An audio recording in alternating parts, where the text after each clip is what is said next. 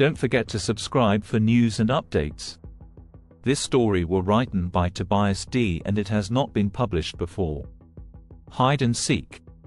I don't know when I realized it, or how I even became aware of it. But something was wrong, deeply wrong. And if I don't tell you this story, it might drive me insane. I'm not asking you to believe me. Frankly, I wouldn't expect anyone to. But if there's even one person out there who's felt something similar, maybe this story will give them a bit of peace. So here it goes. I've always been good at hide and seek. No, not just good, exceptional. Ever since I was a kid, I was always the one who was never found.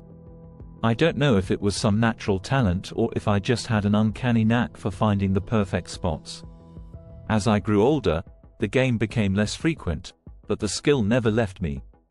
I carried it with me, a quiet point of pride, even if it was just a silly childhood game.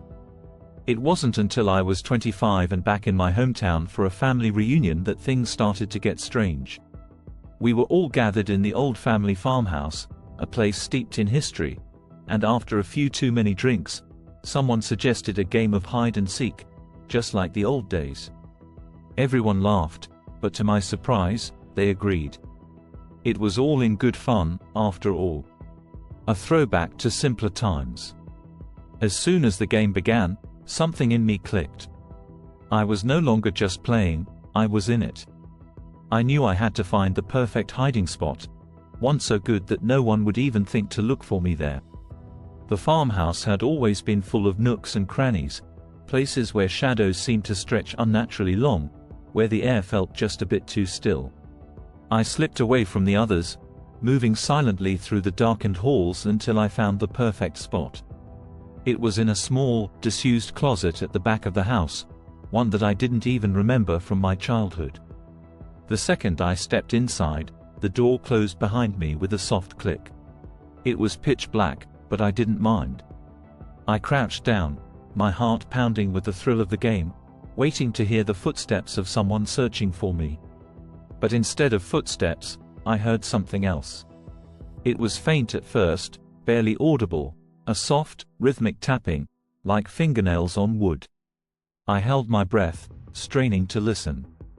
The tapping grew louder, more insistent, and with it came a strange sense of unease. My hiding spot, which had seemed so perfect a moment ago, now felt wrong. I tried to move, to open the door, but my hand wouldn't reach the doorknob. It was as if the darkness was pressing in on me, holding me in place.